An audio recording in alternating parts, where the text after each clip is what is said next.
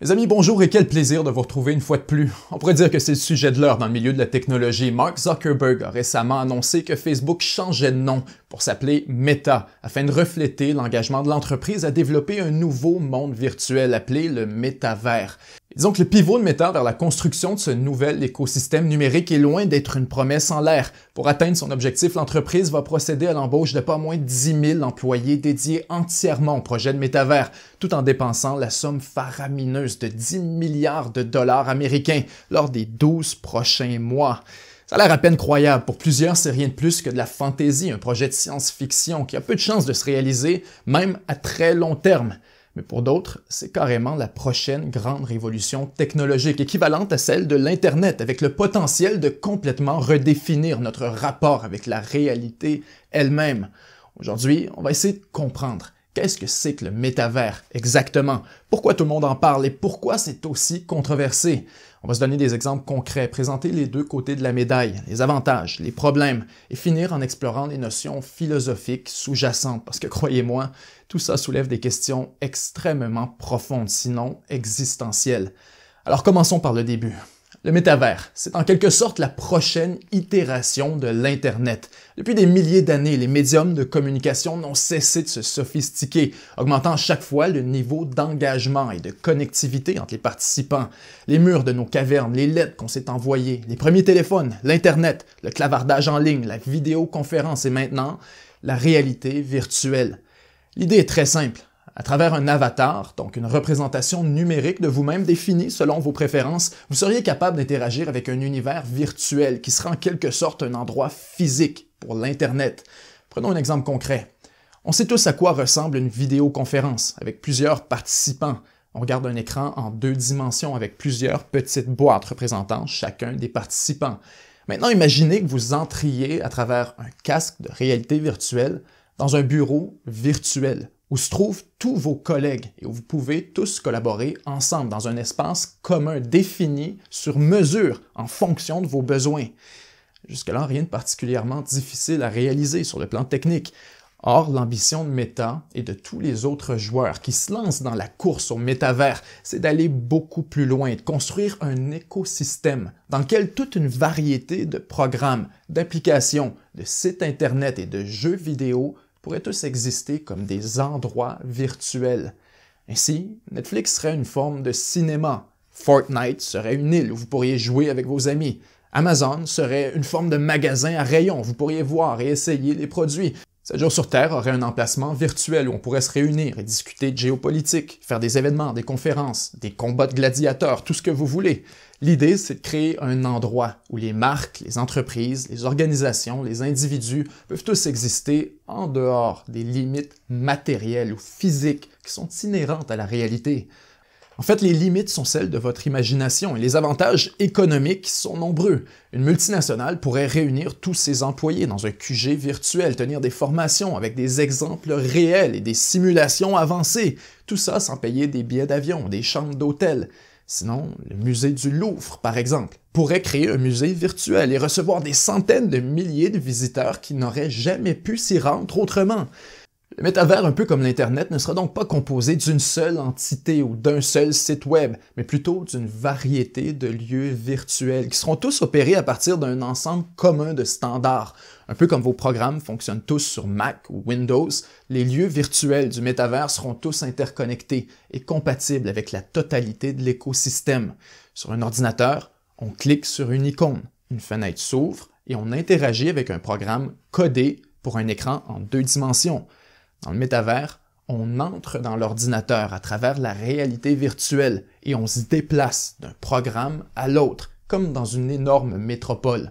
Ce que ça veut dire, c'est que votre avatar au bureau pourrait être le même que sur Netflix, par exemple, puisque les deux opèrent dans le même univers selon des standards transposables d'un endroit à l'autre. Utilisons un autre exemple pour illustrer ce que ça implique. Disons que vous sortez dans un concert virtuel avec des amis. À la fin du spectacle, l'artiste vend des t-shirts virtuels et vous décidez d'en acheter un pour votre avatar afin de soutenir l'artiste en question. Ce que vous achetez n'est pas matériel. Vous obtenez un jeton non fongible ou NFT qui atteste de votre propriété sur le t-shirt. ainsi que son existence dans l'univers virtuel. Le lendemain, vous pourriez le porter au travail ou encore dans un espace créé par un de vos amis ou dans n'importe quelle autre application du métavers. On parle donc d'une économie quasi autonome, où les biens ont une valeur en fonction de ce que les gens sont prêts à payer. Si vous construisez une galerie d'art virtuelle pour exposer vos œuvres, par exemple, vous pourriez charger un droit d'entrée, vendre votre art et utiliser ailleurs dans le métavers la monnaie virtuelle que vous gagnez. Pensez à des entreprises comme Nike, par exemple. Elles pourraient vendre des copies virtuelles de ses souliers ou produire des éditions limitées disponibles seulement en ligne. C'est pas moi qui l'invente. Nike vient tout juste d'enregistrer des marques aux États-Unis afin de vendre des souliers virtuels sur les plateformes en ligne. Gucci, Adidas, Atari et plusieurs autres sont aussi très actifs pour capturer ce nouveau segment de marché qui s'annonce extrêmement profitable, avec des coûts pratiquement nuls. Ça peut sembler tiré par les cheveux, mais ce genre de commerce numérique existe déjà sous différentes formes à travers un nombre grandissant de jeux vidéo. Si vous débloquez un item ou un personnage, vous pouvez le revendre sur un marché déterminé par l'offre et la demande et tirer un véritable revenu. En fait, quand on y pense vraiment, la majorité des technologies nécessaires à la construction du métavers sont déjà disponibles actuellement d'une manière ou d'une autre. Les crypto-monnaies, la chaîne de blocs, les NFT, le commerce virtuel, tout ce qui reste à faire, c'est de connecter tout ça ensemble dans une réalité virtuelle commune. Évidemment, c'est un projet à très long terme. Au moment où on se parle, il y a encore des défis énormes à relever au niveau technologique. D'abord, il faut une augmentation considérable de la bande passante ainsi que des capacités graphiques des ordinateurs. Si vous regardez les jeux en ligne les plus populaires du monde, comme World of Warcraft, Fortnite ou Minecraft, vous verrez un point en commun. Les graphismes sont extrêmement simples, puisqu'ils doivent fonctionner sur n'importe quel ordinateur ou même appareil mobile. La même limite s'appliquera au métavers et c'est pourquoi les avatars qu'on nous présente actuellement sont relativement simples. Les casques de réalité virtuelle doivent eux aussi s'améliorer. La résolution, le champ de vision, le taux de rafraîchissement de l'image, le confort, tout ça doit faire un bond considérable avant d'être prêt pour le genre d'utilisation qu'envisage Meta. Pour plusieurs, la réalité virtuelle est encore adolescente et doit arriver à maturité avant que tout ça soit possible. Tout est rudimentaire, un peu comme une représentation 3D de Windows 98. Cela étant dit, laissez-moi nuancer un peu. Autant je suis conscient des limites évidentes de la technologie actuelle, autant la première fois que je suis entré dans la réalité virtuelle, j'ai compris que tout allait changer. Il suffit de l'essayer une fois pour comprendre et constater la trajectoire évidente que s'apprête à emprunter la technologie. Les casques vont s'alléger, s'amincir, se transformer en lunettes. Rapidement, on arrivera aux interfaces neuronales directes telles que l'envisage Elon Musk à travers Neuralink. J'aimerais vous dire que c'est pour un avenir lointain, mais ce serait vous mentir, puisque la vérité, c'est que la technologie, la réalité virtuelle, avance à une vitesse absolument effarante, que les nouveaux développements arrivent à chaque semaine et que l'industrie est en pleine croissance. En 2024, ce sera un marché de 800 milliards de dollars selon Bloomberg. Et il n'est pas difficile de comprendre pourquoi. C'est que Meta est loin d'être la seule sur la ligne de départ. Microsoft, Epic Games, Roblox, Tencent, Nvidia et Apple se lancent tous dans l'industrie de la réalité virtuelle, avec l'ambition de se positionner comme leader dans la prochaine révolution numérique, celle du métavers. Les casques de réalité virtuelle avec une résolution de 8K sont déjà disponibles et on sait qu'à partir de 16K, la résolution sera à peu près équivalente à celle de l'œil humain.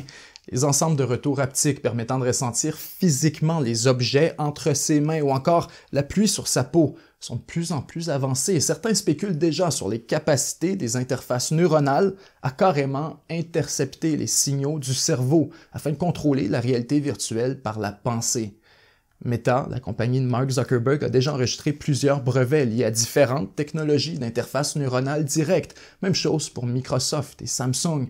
On peut donc être pessimiste et dire que la technologie n'est pas prête, que ça n'arrivera pas et que les gens n'en voudraient pas de toute manière. Mais ce serait extrêmement naïf. Ce serait un peu l'équivalent de prétendre durant les années 80 que l'Internet ne décollera jamais puisque les ordinateurs sont trop lents et pas assez puissants. Jamais les gens vont préférer ça à une bibliothèque ou à envoyer une lettre par la poste.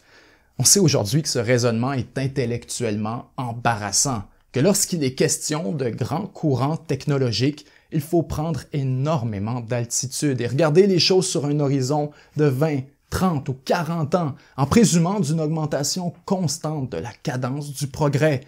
Le moteur de création d'avatars sur lequel travaillent les ingénieurs de Meta est absolument époustouflant. Les ordinateurs avancent à une vitesse folle, tout comme l'intelligence artificielle. Évidemment, le métavers n'arrivera pas du jour au lendemain. Il n'y aura pas de moment précis où on pourra dire « ça y est, on est arrivé ». Ça va se faire étape par étape. Plus de 3 milliards de personnes n'ont toujours pas accès aujourd'hui à une connexion Internet, encore moins un casque de réalité virtuelle. Visiblement, on est encore à des années d'une expérience sérieuse à grande échelle.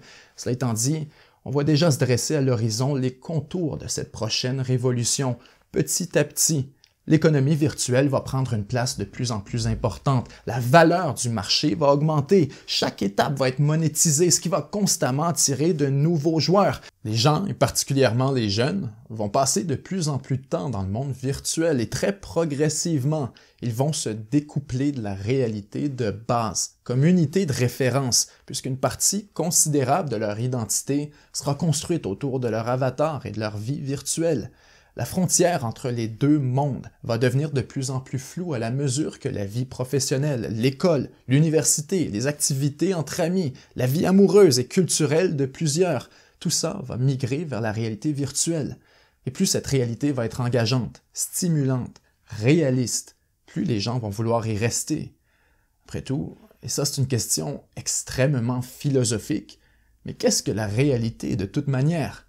Je dois le confesser, je suis moi-même un amateur de réalité virtuelle et une des choses que je préfère, ce sont les simulateurs de vol, justement parce qu'ils rendent la frontière entre le virtuel et le réel extrêmement floue. Quand je suis plongé en réalité virtuelle dans le cockpit d'un Boeing, avec le bruit des moteurs, les reflets, les rayons de soleil, les messages de la tour de contrôle, les détails minuscules du pare-brise, ma conscience n'est plus dans le monde physique, mais bien dans le monde virtuel. Pour un court instant, mon avatar devient le véhicule de mon esprit et c'est à travers lui que je manipule ma réalité. Ce que j'essaie d'illustrer, c'est que notre corps, nos mains, nos yeux ne sont rien de plus qu'une interface afin d'interagir avec ce que notre esprit perçoit comme étant la réalité. C'est un outil, un instrument pour expérimenter une version de la réalité. Et c'est là que la discussion devient vraiment intéressante. Qu'est-ce qui nous garantit, hors de tout doute, qu'on ne vit pas déjà dans une simulation? Absolument rien. Notre corps pourrait être rien de plus qu'un avatar dans un monde virtuel et on n'aurait aucun moyen de le savoir. Ça paraît tiré par les cheveux, mais c'est en fait une théorie qui gagne de plus en plus de traction au sein de la communauté scientifique, notamment grâce aux travaux du philosophe suédois Nick Bostrom. Le raisonnement est assez simple. Si on présume que le progrès technologique se poursuit à quelque rythme que ce soit, on peut affirmer avec confiance que nos descendants lointains auront accès à une puissance de calcul informatique gigantesque, des milliers, sinon des millions de fois supérieure à ce qu'on connaît aujourd'hui. Pour reprendre les mots exacts de Bostrom, une chose que les générations futures pourraient faire avec leur ordinateur super puissant serait d'exécuter des simulations détaillées de leurs ancêtres, ou encore de personnes comme leurs ancêtres. Puisque leurs ordinateurs seraient si puissants, ils pourraient exécuter un grand nombre de ces simulations. Supposons que les personnes simulées soient conscientes, comme elles le seraient dans une simulation suffisamment raffinée, alors il est possible de soutenir que nous sommes probablement parmi les esprits simulés, plutôt que parmi les esprits biologiques originaux. En fait, ce serait presque inévitable. Selon Bostrom, le seul moyen d'éliminer cette théorie, c'est de refuser catégoriquement de croire que nos descendants feront un jour de telles simulations. Or, il est extrêmement difficile de disqualifier cette possibilité.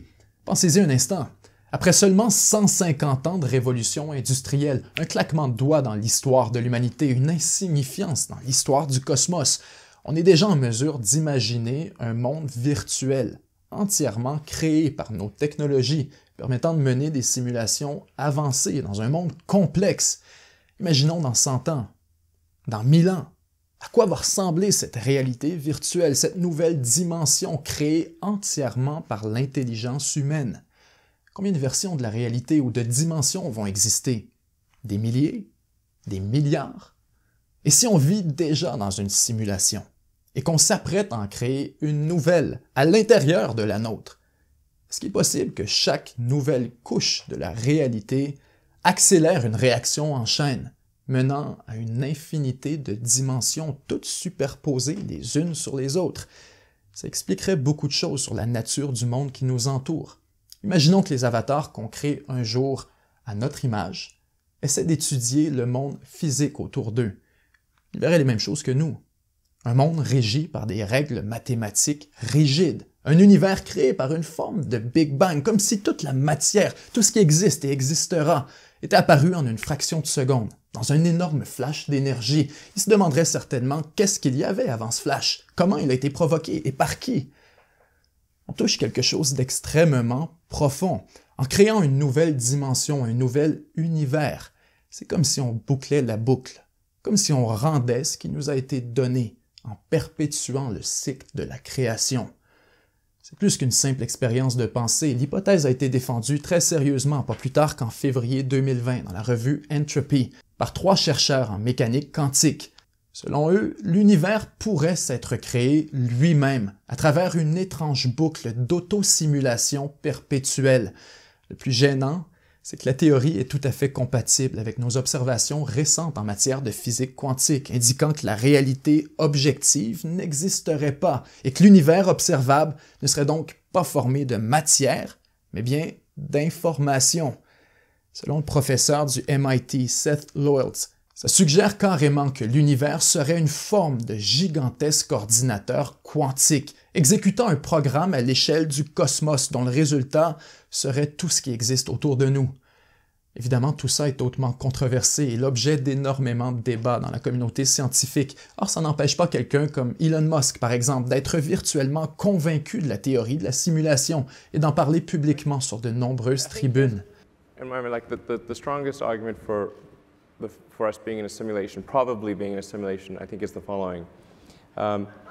That 40 years ago, we had Pong, like 2 rectangles and a dot. That was what games were. Now, 40 years later, we have photorealistic 3D simulations with millions of people playing simultaneously, and it's getting better every year. And soon we'll have virtual reality, we'll have augmented reality. If you assume any rate of improvement at all, then the games will become indistinguishable from reality, just indistinguishable.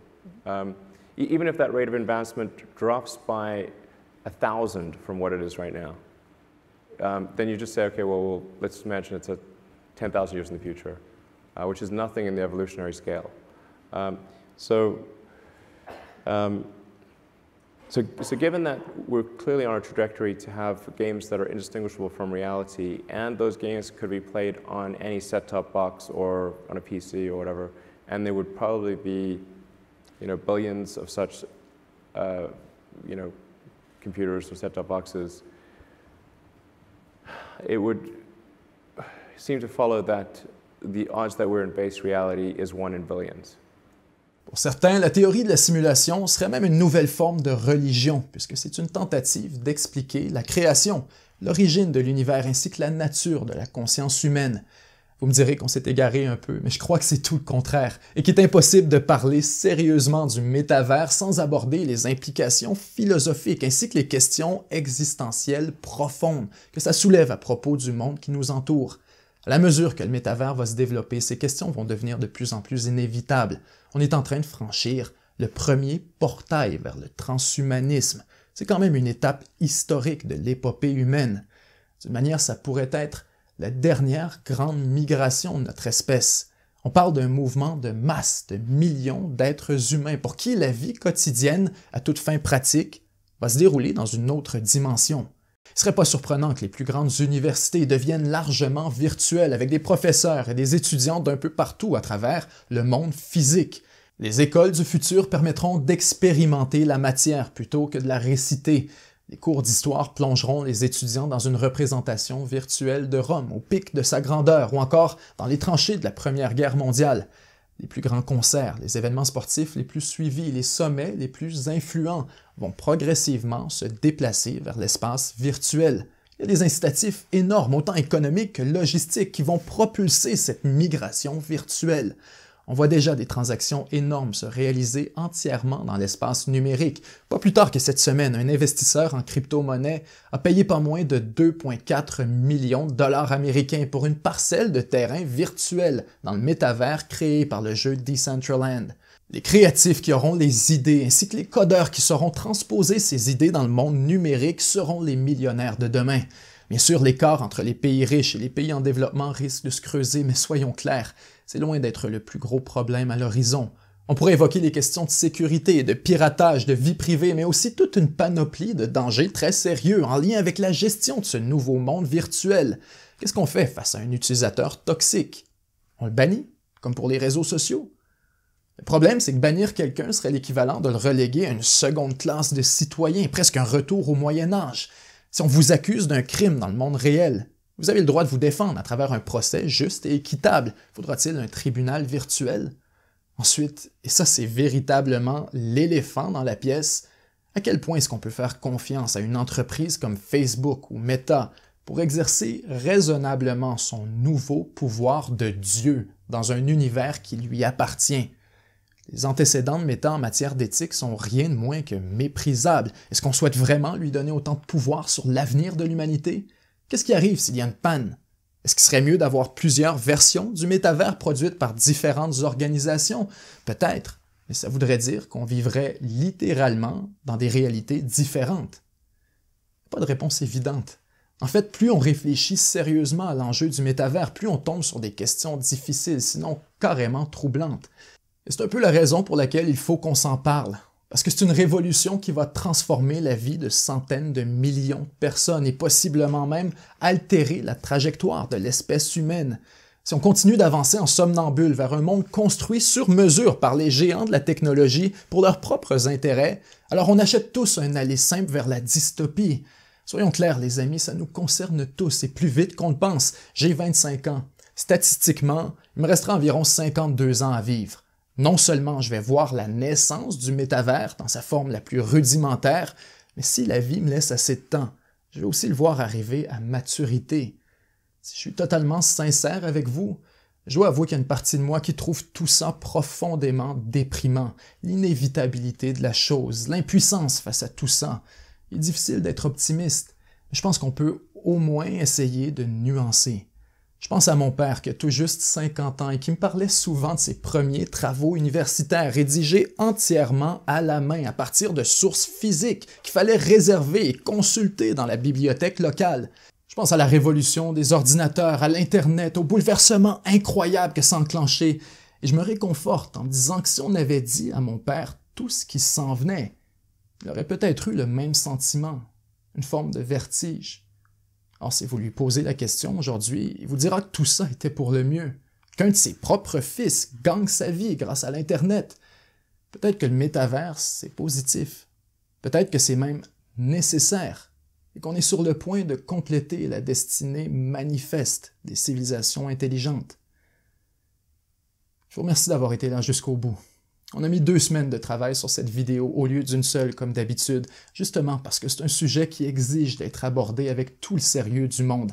Si vous pensez que ce qu'on fait est important et que vous voulez nous donner encore plus de latitude pour traiter de sujets complexes, délicats ou controversés, vous pouvez contribuer à l'émission pour aussi peu qu'$1 ou 1 euro par mois au 7jourssurterre.com/abonnement ou directement sur la chaîne YouTube. 7 jours sur Terre est financé entièrement par les contributions de ses membres. Tout ce que vous voyez ou entendez chez nous est rendu possible par la communauté. Donc en mon nom personnel et au nom de toute l'équipe, je vous dis merci. C'était Benjamin Tremblay et 7 jours sur Terre. À la semaine prochaine.